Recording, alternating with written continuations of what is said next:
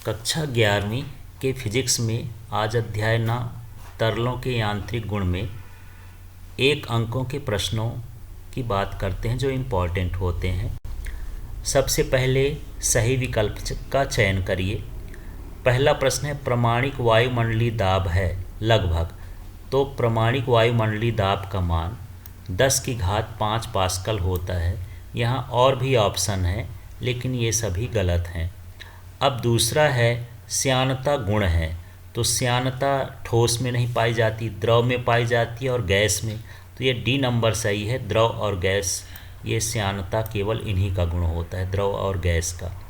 अब तीसरा क्वेश्चन देखते हैं, निम्न में से दाब का मात्रक नहीं है, तो टॉर दाब का मात्रक होता है, पास्कल भी दाब का मात्रक होता है, बार दाब का मात्रक नहीं होता है। अब जो डी नंबर है न्यूटन प्रति मीटर, ये दाब का मात्रक नहीं है, ये न्यूटन प्रति वर्ग मीटर होता है, इसलिए इसमें पूछा है मात्रक नहीं है, तो इसका डी सही हो गया।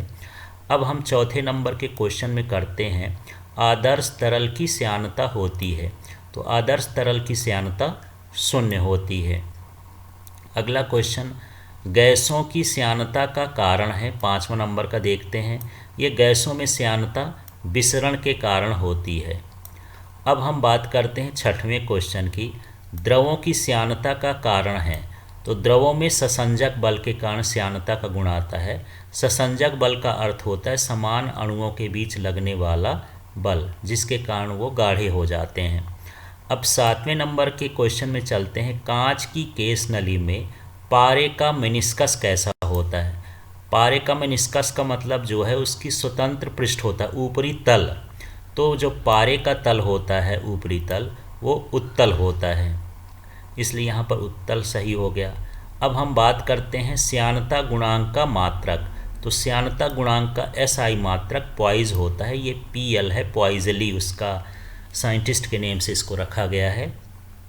इसके बाद 9वें नंबर के क्वेश्चन में पहुँचते हैं, दो भिन्न आकार के साबुन के बुलबुले आपस में जुड़ जाते हैं, कौन सा बुलबुला पूर्ण गोल होगा। तो जब ये जुड़ते हैं तो जो बड़ा गोला होता है वह पूर्ण आकार का होगा। अब 10वां क्वेश्चन देखते हैं, कांच की केस नली को किसी द्रव में डुबोने पर केस नली में द्रव का तल नीचे गिर जाता है, कांच और द्रव के मध्य संभवतः स्पर्श कोण होगा। तो इसमें देख लेते हैं, केस नली में द्रव यदि ऊपर जाए तो वह 90 से कम होता है और यदि नीचे जाए तो वह 90 से अधिक होता है। तो यहाँ पर ये द्रव का तल नीचे जा रहा है, इसलिए इसका मान 100 डिग्री सेल्सियस 120, 90 से जो भी अधिक होगा वो कहलाएगा। अब हम बात करते हैं 11 नंबर में, बैरोमीटर में अचानक पारे के तल का गिरना संकेत देता है। बैरोमीटर अर्थात वायु दाब मापी में यदि पारे का तल अचानक से गिर जाए तो तूफान के साथ वर्षा यह संकेत देता है। अब हम बात कर लेते हैं यहाँ रिक्त स्थानों की। हाइड्रोलिक मशीन यहाँ हो जाएगा पास्कल के सिद्धांत पर कार्य करती है, hydraulic machine, hydraulic brake, hydraulic lift, इस तरह से हैं। दूसरा है रिक्त स्थान, चक्रण करती गतिशील गेंद पर कार्यरत उत्थापक बल को खाली स्थान प्रभाव कहते हैं, तो यह मैग्नस प्रभाव होता है। पानी और कांच के लिए संपर्क कोण का मान खाली स्थान होता है, तो यहाँ पर ये 0 डिग्री हो गया।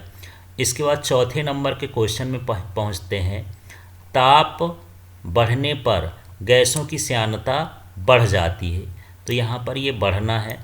इसके बाद ताप बढ़ने पर द्रवों की श्यानता घट जाती है, दोनों को अच्छे समझना है। गैसों की श्यानता बढ़ती है ताप बढ़ाने पर, जबकि द्रवों की श्यानता घटती है। 6वें नंबर के क्वेश्चन में इसमें पहुंचते हैं, वायुमंडलीय दाब का मापन संबंधी प्रयोग खाली स्थान वैज्ञानिक ने किया था, तो ये टॉरिसेली ने किया था और इन्हीं ने बैरोमीटर बनाया था। द्रव की स्वतंत्र 7वें नंबर में, द्रव की स्वतंत्र सतह से गहराई में जाने पर दाब बढ़ता है, क्योंकि जो दाब का सूत्र होता है वो P = dgh होता है, तो h का मतलब यहाँ पर स्वतंत्र सतह से गहराई है। 8वें नंबर में बर्नौली का प्रमेय खाली स्थान के सिद्धांत पर कार्य करता है, तो यह ऊर्जा संरक्षण के सिद्धांत पर कार्य करता है। 9वें नंबर में पहुंचते हैं, ताप बढ़ाने पर तापी ऊर्जा बढ़ती है। यहाँ पर ये तापी ऊर्जा खाली स्थान था, यहाँ पर बढ़ती भरेंगे। 10वां नंबर, केशिकी उन्नयन का कारण खाली स्थान है, तो केशिकी उन्नयन पृष्ठ तनाव के कारण होता है। 11 नंबर में देखते हैं, वर्षा की बूंदें खाली स्थान के कारण गोलाकार होती हैं, तो यहाँ भी ये पृष्ठ तनाव के कारण गोलाकार होती हैं। 12वां है, द्रव चालित ब्रेक सिद्धांत पर कार्य करते हैं, तो ये पास्कल के सिद्धांत पर कार्य करते हैं। फिर ये 13वां प्रश्न है, पानी का पृष्ठ तनाव खाली स्थान होता है, तो इसका पृष्ठ तनाव 0.075 न्यूटन प्रति मीटर होता है। अब बात करते हैं हम यहाँ पर सही जोड़ी में, तो सही जोड़ी देख लेते हैं। स्टोक का नियम, जो स्टोक के नियम का सूत्र है ये डी नंबर का है, 6 पाई ईटा आर भी। फिर हम बात करते हैं यहाँ वेग प्रवणता की,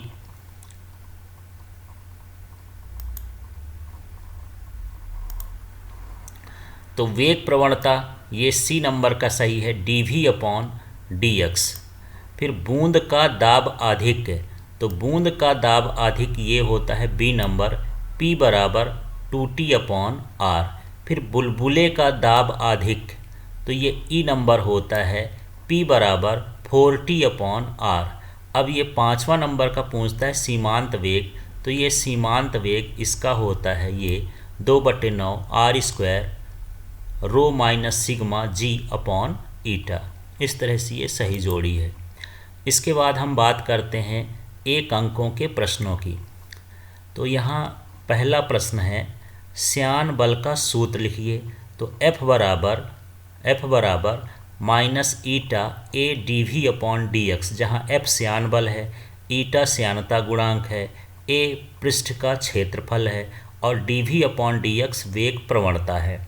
अब हम बात करते हैं दूसरा नंबर का क्वेश्चन, तरल के प्रवाह का वेग नापने की युक्ति को क्या कहते हैं, तो ये वेंचुरी मीटर की सहायता से तरल प्रवाह का वेग नापा जाता है। अब हम तीसरे नंबर के क्वेश्चन में हैं, किसी द्रव के प्रति एकांक क्षेत्रफल की पृष्ठीय ऊर्जा को क्या कहते हैं, तो यह पृष्ठ तनाव होता है, पृष्ठ तनाव के बराबर होती है पृष्ठीय ऊर्जा। अब चौथे नंबर में देखते हैं, किसी द्रव के स्वतंत्र पृष्ठ का क्षेत्रफल को बढ़ाने पर इसके ताप पर क्या प्रभाव पड़ेगा, तो यह स्वतंत्र पृष्ठ का क्षेत्रफल घटेगा। अब हम बात कर लेते हैं 5वें में, किसी पात्र के भीतर भरी गैस का दाब मापने वाले उपकरण का नाम क्या है, तो ये जो बंद पात्र में भरी गैस का दाब का मापन करते हैं वो मैनोमीटर से करते हैं।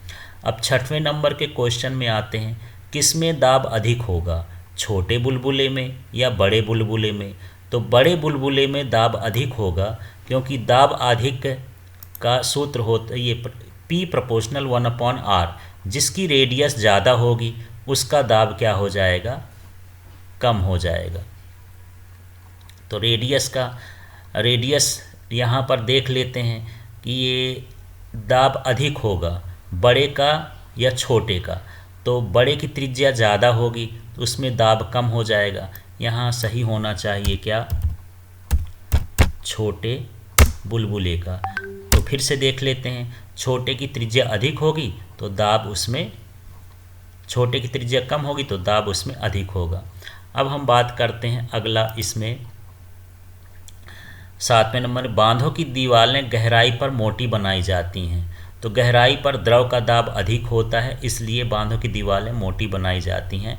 8वें नंबर के क्वेश्चन में पहुंचते हैं, क्या वर्षा की बूंदों की चाल गिरते समय लगातार बढ़ती है, तो ये नहीं बढ़ती है क्योंकि वो सीमांत वेग प्राप्त कर लेती हैं। किसी बाह्य पृष्ठ का बल का प्रभाव न हो तो द्रव की बूंद की आकृति सदृश गोल होती है, क्यों, पृष्ठ तनाव के कारण।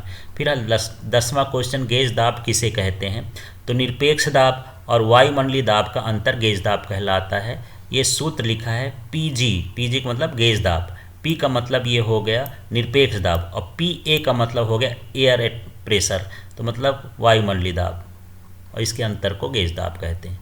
धन्यवाद।